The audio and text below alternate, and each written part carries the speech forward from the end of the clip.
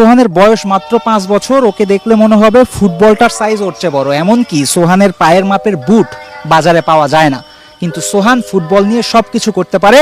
সোহানের dribbling দেখলে আপনার মাথা খারাপ হয়ে যাবে। সোহান এখনই বেশ জোরে শটও নিতে পারে। চলুন দেখে আসি সোহানের ফুটবল নিয়ে কারিকুরি।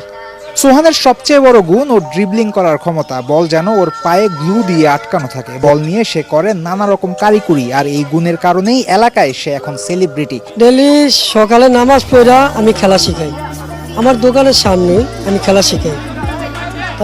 আমার ফুটবল খেলার খুব শখ, তাই আমি ওরে ডেলি সকালে আধা ঘন্টা 1 ঘন্টা খেলা শিখাই।